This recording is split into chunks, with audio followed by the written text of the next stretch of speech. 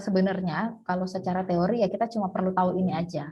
Berarti kalau efek induktansi ketika Vm sin omega T, IM-nya sin omega T plus 90 karena dia harusnya leading 90 derajat terhadap tegangan. Kalau kapasitansi harusnya leading 90 derajat terhadap tegangan atau IM sin omega T min 90. Cuma Ibu mau kita pahami konsepnya kenapa bisa terjadi efek induktansi dan efek kapasitansi ini. Kalau nggak ada yang mau ditanya, Ibu ke materi berikut. Ini UASnya berarti Kamis, Bu? Iya, insya Allah.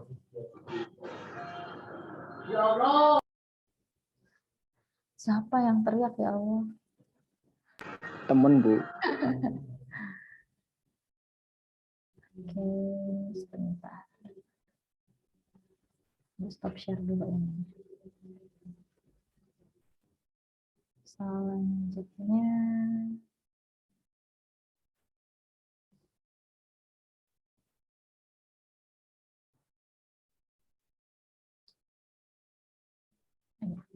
Latihan soalnya ada yang belum kerjain?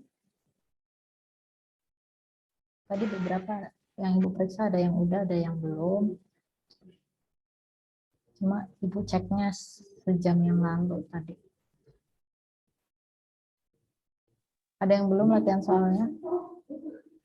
Adam Belum, udah Bu. ya? Adam udah Adam. Belum, Bu. Adam biasanya udah paling pertama. Belum, Bu, belum. Ini mana? Bentar, namanya siapa tadi ya? Angga panggilnya apa nih? Angga Fajar Kurnia. Angga aja nggak apa-apa, Bu. Kenapa? Angga aja panggilnya nggak apa-apa. Angga udah kan ya? Iya, Bu. Mau share punyanya enggak? Share, Bu, share. Angga mau share punyanya enggak? Atau Ibu yang sharekan punyanya enggak di sini? Sharekan aja, Bu. Sambil jelasin.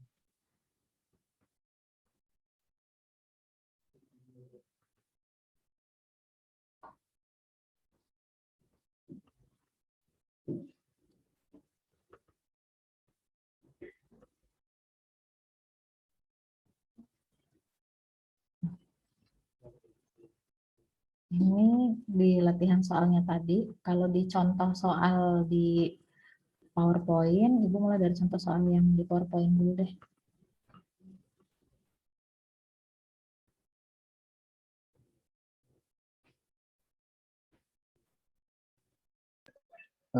Bu mau tanya, Mm-mm. nanti sih prakteknya ketemu sama Bu Erna lagi atau tidak ya? Iya, Itu offline, Bu, tatap muka atau online? nah itu nggak tahu. Kalau kalian sendiri offline siap nggak? Ya siap sih, Bu. Gimana teman-teman itu? Siap banget, Bu. Ya, Ibu juga pengen sih offline, cuma paling nanti lihat dulu ya. Ini kan lumayan nih masih pertemuan, minggu ke-14. Nanti kita lihat dulu. Ini ya.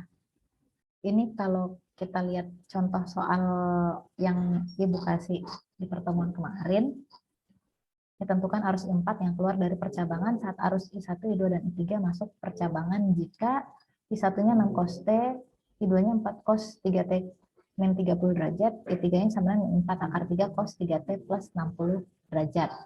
Nah, sebenarnya kalau menganalisis rangkaian AC itu ya sama aja kayak kemarin kan kita udah belajar analisis rangkaian DC.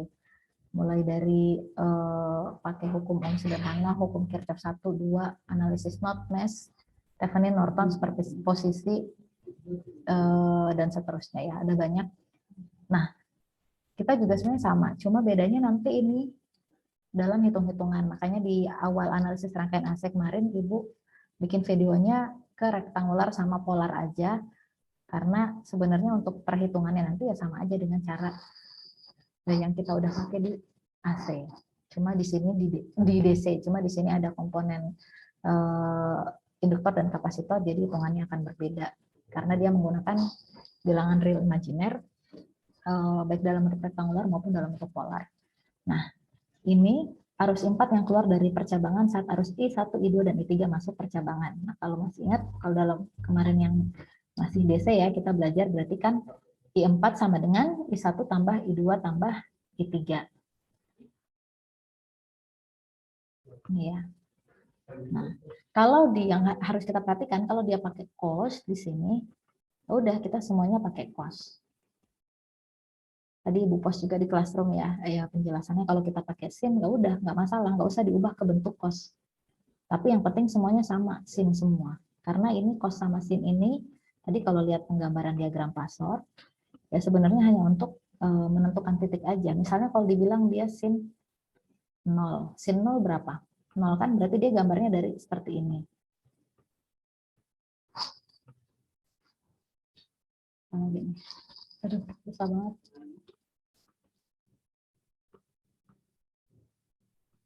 Sin 0. Di 0. Tapi kalau misalnya dibilang cos 0, misalnya dalam cos, berarti kan kita gambarnya dari sini ya. Karena kalau cos 0 itu 1. Ini cos 0. Jadi sebenarnya penggunaan sin cos di sini untuk menggambarkan ketika dalam bentuk diagram seperti ini. Nah, kalau misalnya dia udah dalam cos semua, ya udah nggak masalah, nggak usah diubah dalam cos aja. Dan kalau dia dalam sin ya udah, kalau dalam sin semua nggak usah dirubah, kecuali misalnya di sini soalnya cos, kemudian yang ini dia dalam sin, ya berarti ini harus diubah ke bentuk cos. Seperti itu. Lanjut ya, karena di contoh soal ini dia cos semua, jadi kita langsung aja I1 tambah I2 tambah I3. Udah nyoba kalkulator yang Ibu bilang, hyperscientific kalkulator di handphonenya? Udah. Udah. Nah, itu kalau pakai kalkulator, hitungnya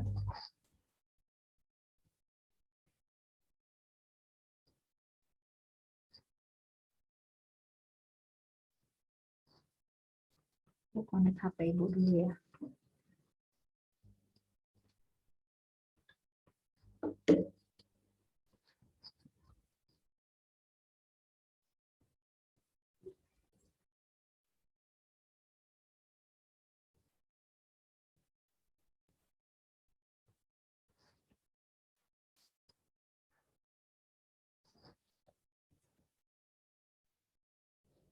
Iya. Ini nggak jadi.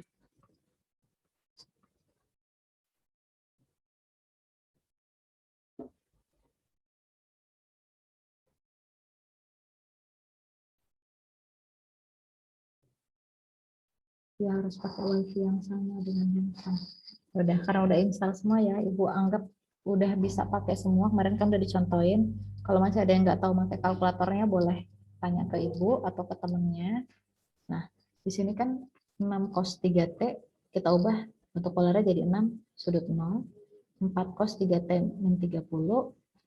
Jadi yang yang komponen waktunya ini kita nggak pakai semua ya. Langsung kita ganti jadi 4 sudut min 30 dikurang 4 akar 3 sudut 60. Nah, 6-nya tadi 6 sudut 0 ini jadi 6, kemudian 4 sudut min 30 ini jadi 3,46 min J2, min 4 akar 3 sudut 60 ini jadi min 3,46 min J6. Nah, hasilnya yang realnya semua dijumlahkan, yang imajinernya juga dijumlahkan. Jadi 6 min J8. Atau ketika diubah ke bentuk polarnya menjadi 10 sudut min 53,1. Kita balikin lagi dengan komponen cos dan pakai omega T-nya yaitu 3 di sini. Jadi 10 cos 3T min 53,1. Nah, untuk contoh latihan soal, di situ Ibu pakai sin ya. Microsoft Record. Nah, ini ya. Tadi Mas Angga udah kirim juga jawabannya, udah sama jawabannya dengan jawaban Ibu. Jadi ini dia dalam sin, cuma di sini bedanya kalau yang tadi yang masuk I1, I2 dan I3, ini yang masuk adalah I1 dan I2, yang keluar adalah I3 dan I4. Nah, jadi I4-nya di sini I1 plus I2 dikurang I3. 3, karena I3 juga ini adalah arus yang keluar. Nah, maka hasilnya jadi 5 sudut 0 derajat tambah 6/3 sudut min 60 dikurang, ya, karena tadi I3-nya keluar, 4 sudut 30 derajat. Nah, diubah lagi.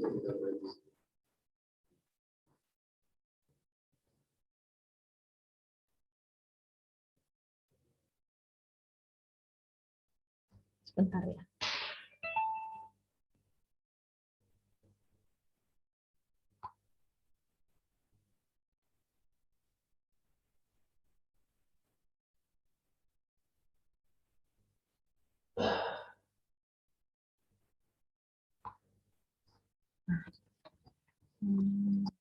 Kemana tadi? Jadi lupa. Nah, ini dia. Jadi kalau kalian udah pakai kalkulatornya, kalian rubah. Dia dapat ini 6/3 min sudut min 60 ini jadi 5,196 min J9. Kemudian 4 sudut 30 ini jadi 3,464 plus J2. Tapi karena dia dikurang, jadi nilainya jadi minus ya. Notasi plusnya tadi jadi minus. Nah, seperti biasa, realnya dijumlahkan dengan yang real, imajiner dengan yang imajiner. Jadi hasilnya 6,732 min J11. Nah, ini juga yang akan masuk ya untuk UAS. Jadi tadi satu efek indukansi sama kapasitansi. Kalau yang sebelumnya kan kita udah belajar Thevenin, Norton sama superposisi. Dan ini juga masuk. Jangan lupa yang teori-teori, tapi Ibu masukin teori ya sama kayak kemarin kan udah lihat pas UTS ya. Jadi teori yang sifatnya pemahaman sebenarnya. Jadi misalnya efek indukansi itu dia lagging apa leading kayak gitu. Kapasitansi seperti apa, efeknya harusnya mendahului tegangan apa, sejauh 90 derajat atau misalnya tertinggal 90 derajat, paling kayak gitu. Oh ya, langsung Ibu close. Nah, yang ini paham ya? Ini sebenarnya kayak tadi Ibu bilang, ini kita kayak kalau ke AC itu ya kita kayak ngulang aja materi yang DC kemarin. Cuma bedanya ya ini karena kita untuk ngitung kita pakai bilangan kompleks. Karena ada komponen C sama komponen L. Ya kan nih secara prinsip kan sama aja kan ya, kemarin arus masuk sama dengan arus keluar. Di sini ada yang mau ditanya, kalau enggak kita coba ngerjain soal hukum Ohm. Ini enak nih sebenarnya karena kebagian Zoom pas sebelum UAS ya, jadi kita bahas soal-soal aja, yang teorinya nanti Ibu share.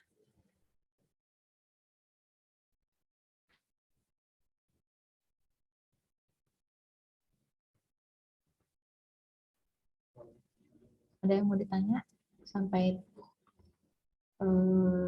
tadi menghitung arus masuk dan arus keluar?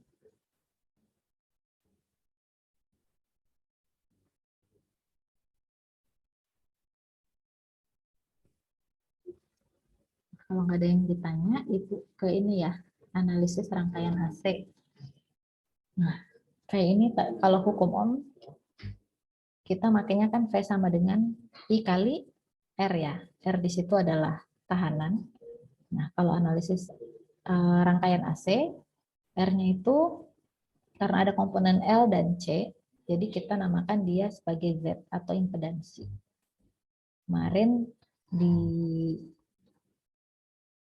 dasar-dasar AC udah dijelasin ya, impedansi itu apa, admitansi itu apa, nanti dipelajari juga sebelum mencoba mengerjakan soal-soal analisis rangkaian AC.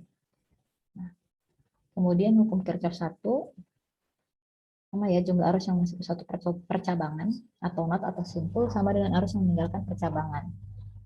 Atau not atau simpul, dengan kata lain jumlah aljabar semua arus yang masuk ke sebuah percabangan atau not atau simpul sama dengan 0. Secara matematis jumlah arus pada satu titik percabangan sama dengan 0 atau arus masuk sama dengan arus keluar. Nah, ini tadi udah kita coba latihan soalnya. Nah, kemudian yang kedua untuk hukum Kirchhoff tegangan sama jumlah jatuh tegangan pada suatu lintasan tertutup sama dengan 0. Nah, ini udah kita pelajari semua kemarin di analisis rangkaian DC. Nah, lalu gimana ketika kita coba di rangkaian AC? Nah, ini contoh soal yang pertama. Ini ada sumber tegangan nilainya adalah 10 cos 4T, dihubungkan dengan resistor 2 ohm, kapasitor 0,5 farad, dan induktor 0,5 Henry. Nah, yang kalian harus perhatikan di sini adalah komponen 4T ini. 4T ini kan adalah omega T. Omega T, omega adalah 2pi F. Nah, kalau kita mau ngerjain ini, C ini kan nggak bisa langsung kita pakai. L juga nggak bisa kita langsung pakai nilainya ya. Jadi nggak bisa pakai 0,5 farad atau 0,5 Henry, tapi harus diubah ke nilai reaktansi kapasitif dan reaktansi induktifnya atau XC dan XL. Nah, untuk mencari nilai XC dan XL, haus yang ada minum di sini. Kita pakai nilai omeganya tadi. Omeganya 4. Nah, jadi dari VAC-nya tadi diketahui omeganya 4, nah XC-nya sama dengan min J per omega C. Omeganya 4, C-nya 0,5. Jadi dapat min J per 2. Ini reaktansi kapasitifnya min J per 2. Kemudian XL-nya J kali 4 kali 0,5. Karena rumusnya XL adalah omega J omega L. Jadi J kali 4 kali 0,5 adalah J2. Lalu gimana nyari nilai arusnya? Berarti I sama dengan V per Z kan. Nah, V-nya tadi 10 sudut 0. Sementara untuk XC dan XL-nya tadi, XC-nya min J per 2, XL-nya J2. Nah, karena dia seri, kita jumlahin 2 tambah J2 dikurang dengan J per 2. Ya, ini tadi XL, ini XC. Nah, hasilnya jadi 10 sudut 0, 2 tambah 3 per 2. Karena ini ditambahin ya J2 dengan min J per 2-nya. Hasilnya, ini ada yang mau coba nyamain dengan kalkulatornya. Ini salah, 2 tambah 3J per 2 ya.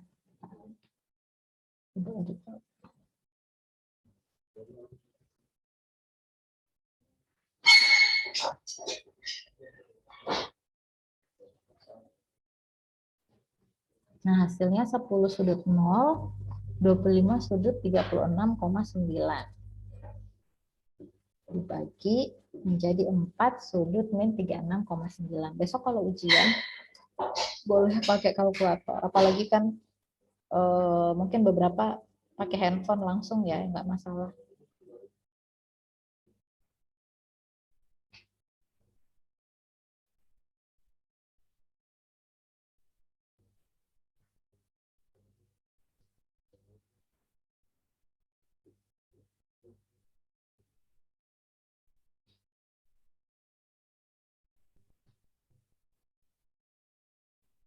Oh iya, kalau pakai kalkulator, yang hyperscientific kalkulator kemarin, ini hati-hati di sini ya. Seperti biasa ya, real dengan real, imajiner dengan imajiner. Jadi nanti ini ngejumlahin imajinernya, ketik aja di kalkulator J2 dikurang, kita pakai I ya, kalau di kalkulator I2 dikurang I per 2, hasilnya 3I per 2. Nah, kalau diubah ke bentuk polarnya,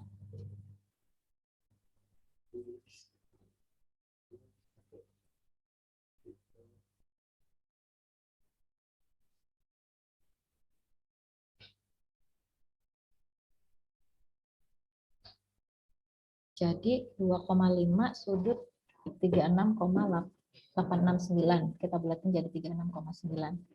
Kalau ketik 2,5.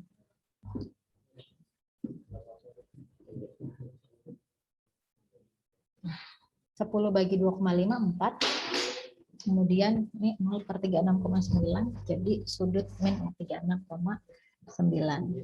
Nah, kalau kalian nyoba di Proteus, nah karena ini AC ya, jadi nilai yang terbaca di sini kan berubah-ubah. Nah, kalau kalian mau cari nilai tegangan efektifnya, kalian kali dengan 0,707. Cuma kalau berdasarkan ini tadi, nilainya 4. Nah, ini pasti nanti yang paling maksimalnya juga nilainya 4. Karena kan ini adalah nilai IM ya, atau maksimalnya adalah 4. Maka nanti kalau kalian nyoba di Proteus, ini pasti nilai maksimalnya paling tinggi 4. Antara 0 sampai 4 dia akan berubah-ubah. Atau Ibu share Proteusnya ya. Mana dia?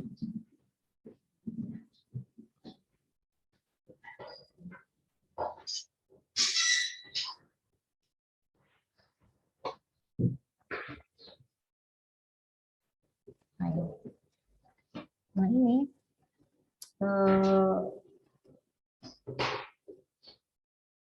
ketika salah ya.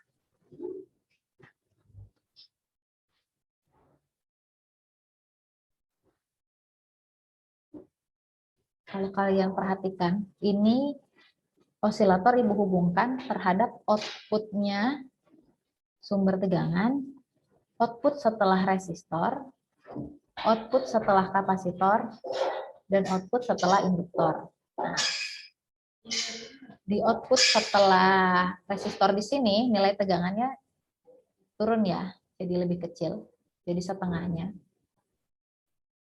Kemudian dia menjadi input dari kapasitor ini, makanya nilainya bentuk gelombangnya sama. Nah, nanti setelah melewati induktor, baru bentuk gelombangnya berkebalikan.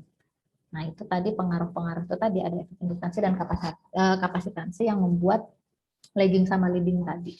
Makanya ini akan berbeda 90 derajat. Nah, ini sih nanti kita pelajari di praktek. Kalau untuk teori besok nggak masuk, cuma Ibu mau ngasih contohnya aja gitu di Proteus. Makanya Ibu pasangkan osiloskop. Apa lagi yang perlu kalian tahu? Terakhir ya, selain soal tadi,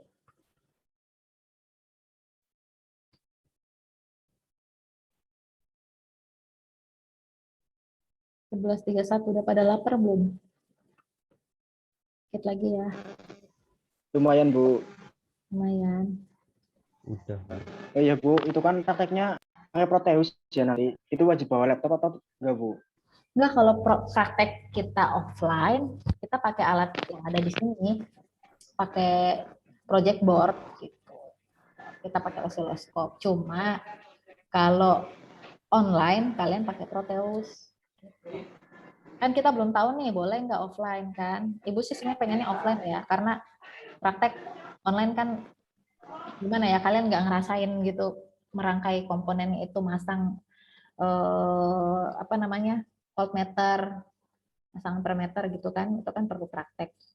Nah, kalau misalnya boleh offline sih Bu maunya offline, tapi kalau misalnya masih COVID segala macam, misalnya harus dibagi dua, ya paling minimal offline-nya 2 hari, 4 harinya 5 harinya online gitu.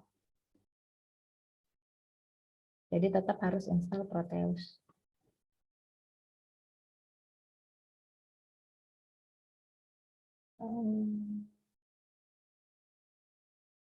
Tadi mau apa lagi, satu contoh soalnya sebentar ya, lupa Ibu. Slide berapa?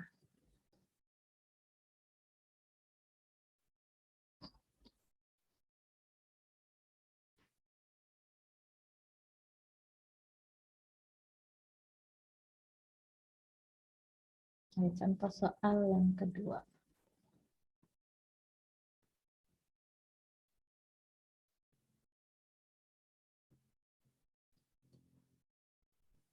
Contoh soal yang kedua, kalau tadi yang dicari arusnya, yang ini tegangannya. Tentukan nilai tegangan di 4 ohm. Nah ini ya yang harus kalian ingat. Kemarin kan kalau ngerjain soal superposisi, Thevenin, Norton, misalnya ada gambar. Biasanya kan gambarnya seperti ini, nanti Ibu cuma nanyanya tentukan nilai V. V yang dimaksud itu ya V yang digambar. Yang ada di gambar itu misalnya di 4 ohm, berarti V yang di 4 ohm, jangan nyari V total. Apalagi kalau kalian pahami tujuannya teorema Norton, Thevenin, superposisi itu kan untuk mengetahui nilai tegangan ataupun arus di komponen tertentu. Kita bukan nyari totalnya. Kalau kita cuma nyari totalnya, kita akan menyederhanakan rangkaiannya dengan cara yang paling mudah. Ya, jadi tinggal sederhanakan semua nilai resistor yang terpasang, udah tinggal misalnya nyari tegangan ya harusnya tinggal kali dengan resistornya. Tapi kalau ini kan kita mencari nilai tegangan ataupun arus di komponen tertentu. Makanya kalau ditanyain tentukan nilai V, lihat di gambar, kalau V-nya di 4 ohm, berarti nyarinya nilai V di 4 ohm. Nah, kemudian misalnya soalnya untuk Thevenin, ya selesaikan dengan teorema Thevenin, berarti nanti rangkaian penggantinya adalah ada satu sumber tegangan dengan nilai tegangan Thevenin, satu resistor pengganti dengan nilai resistor Thevenin, dan satu resistor yang ditanyakan. Gitu. Misalnya yang ditanyakan tegangan di 4 ohm, ya berarti pasangnya resistor 4 ohm. Dan cari tegangan di 4 ohm. Nah, ini untuk contoh soal 2, di sini Ibu nanya nilai tegangan di 4 ohm. Nah, kita pakai pembagi arus dulu nanti. Nah, sebelumnya kayak tadi ya, omeganya kan udah diketahui 8. Dari sumber VAC-nya ini yang 10 cos 8T, berarti omeganya 8, XL-nya J8 dikali 1. Hasilnya adalah J8. Nah, dengan menggunakan pembagi arus, kalau pembagi arus berarti kan arus yang dirasakan di sisi lawan, nyarinya dengan cara nilai tahanan, misalnya nyari arusnya di sini ya. Kalau nyari arus di sisi di sisi diri sendiri, berarti nyarinya adalah tahanan lawan dibagi tahanan diri sendiri dikali berapa sumber arusnya. Nah, berarti kita makainya 2 dibagi 2 tambah 4 tambah J8. Kemudian dikali sudut, ini jumlah ya, 2 dibagi jumlahnya, yaitu berarti 2 ditambah 4 tambah J8 dikali 10 sudut 0. Hasilnya adalah 20 sudut 0 dibagi 6 tambah J8. 6 tambah J8 ini untuk polarnya adalah 10 sudut 53 derajat. 20 bagi 10, 2. Kemudian 0 bagi 53 jadi min 53 derajat. Nilai tegangannya berarti karena kita mau tahu tegangan di sini berarti 4 dikali arus yang masuk di sini 2 sudut min 53. Berarti 8 sudut min 53 derajat atau 8 cos 8T kurang 53 derajat. Nah, untuk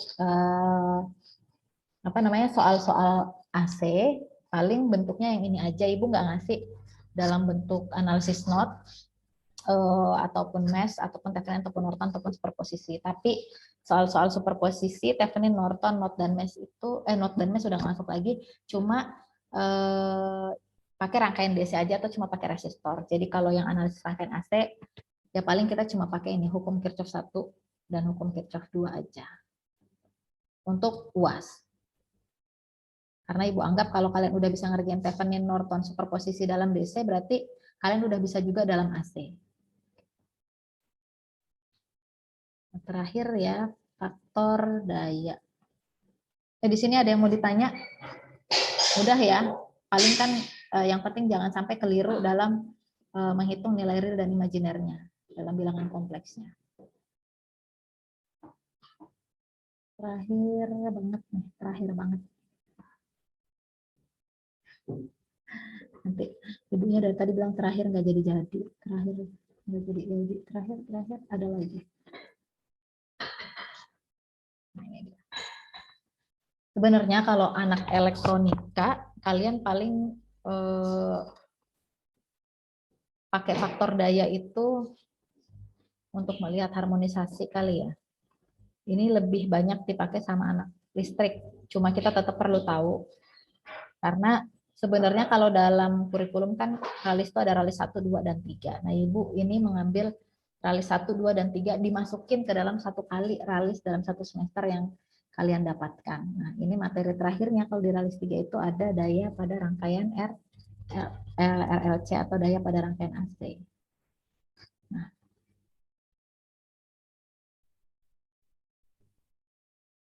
sini daya ini kita kenal ada daya sesaat, ada daya rata-rata, dan daya kompleks. Nah, yang terpenting nanti ini kita harus tahu adalah di daya kompleks ini karena ada namanya aja kompleks ya, jadi ada banyak komponen, ada 2 komponen di situ, ada yang reaktif dan ada yang tampak. Oke, kita mulai dari sini dulu. Ini daya sesaat adalah daya yang terjadi pada saat hanya waktu tertentu ketika sebuah komponen mempunyai nilai tegangan dan arus yang mengalir padanya hanya saat waktu tersebut. Jadi kalau kita pada rangkaian AC itu pasti daya yang pertama muncul itu gede. Kemarin kalau masih ingat ketika kita materi yang transformasi Y delta di videonya Ibu, itu ada dibahas kenapa kita butuh transformasi dari Y ke delta atau sebaliknya. Karena ketika kita membuat membuat rangkaian dalam bentuk delta, itu arusnya jadi 3 kalinya dalam bentuk Y. Itu adalah arus sesaat. Jadi kalau baru nyalain sesuatu kan kita butuh energi yang gede ya. Itu butuh daya yang gede. Nah, makanya ketika membuat instalasi itu nanti dibuat dalam bentuk bisa di switch, bisa kontaktornya bisa diganti, bisa dinyalain dan bisa dimatiin dari delta ke Y atau sebaliknya dari Y ke delta. Nah, jadi kalau misalnya baru nyalain itu kan kita pakai yang Y dulu biar arusnya kecil. Nanti kalau udah nyala baru diubah ke delta. Kenapa? Karena kalau dalam bentuk delta torsinya nanti lebih gede. Gitu. Nah, makanya kita kenal komponen-komponen seperti ini, ada daya sesaat dan seterusnya. Nah, kalau untuk hitung-hitungannya sendiri sebenarnya sama aja ngitung daya V kali I. Ya, jadi kalau dia dalam bentuk contoh soal seperti ini, misalnya diketahui I-nya 10 sin 30 T, VT-nya 50 sin 30 T tambah 30 derajat, ya udah tinggal kali aja V sama I-nya. Ya, nanti kalian ubah ke dalam domain polar boleh, kalian ngerjain seperti ini langsung juga boleh. Yang harus diingat itu tadi kalau dia sin ya sama-sama sin, I-nya juga sin, V-nya juga sin, kalau I-nya cos ya V-nya juga harus cos. Nah, kemudian kecuali kalau ada soalnya di sini sin, I-nya V-nya cos ya kalian harus samain sama-sama sin atau sama-sama cos. Nah, kemudian daya rata-rata daya yang dihasilkan sebagai integral dari fungsi periodik waktu terhadap keseluruhan range waktu tertentu dibagi oleh periodenya sendiri. Ini rumus daya rata-rata. Kalau daya rata-rata, tadi kan kita lihat ya, kalau sumber AC kan berarti nilainya dari 0 ke nilai maksimum. Misalnya VM-nya tadi 4 volt. Jadi dari 0 ke 4, 4 ke 0 lagi, 0 ke 4, dan seterusnya. Nah, kita butuh nilai, kalau analisis itu kita butuh nilai efektif. Artinya rata-ratanya. Nah, biasanya itu dikali, kalau di rumus itu dikali dengan nilai 0,707-nya. Nah, daya rata-rata ini, ya kita pakai nilai tegangan efektif dengan I efektif. V efektif itu 0,707 dikali VM-nya, IF juga seperti itu.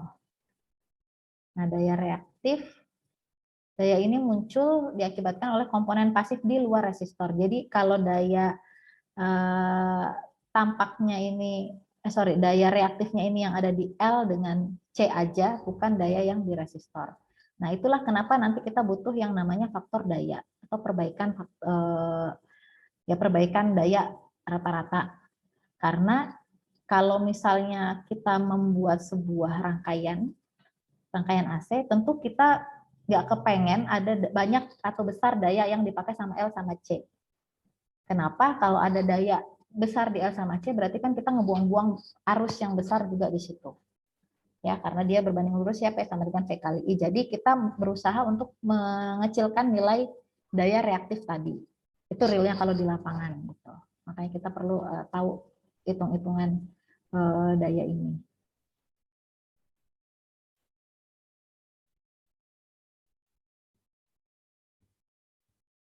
Jadi kalau tadi yang daya rata-rata kita pakai kalinya cos theta, kalau yang daya reaktif kalinya dengan sin theta. Kemudian daya tampak PF dikali IF. Nah, ini adalah resultan daya antara daya rata-rata dan daya reaktif. Jadi gambarnya seperti ini. Ini tadi daya reaktif, ini daya tampak, ini daya tampak. Nah, ini tadi tetanya. Nah, kalau kita mau memperbaiki faktor daya, kita berusaha mengecilkan sudut tetanya di sini. Jadi kalau semakin kecil nilainya, berarti kan daya reaktifnya juga semakin kecil. Nah, kalau yang mau kita lakukan di perbaikan faktor daya adalah seperti itu.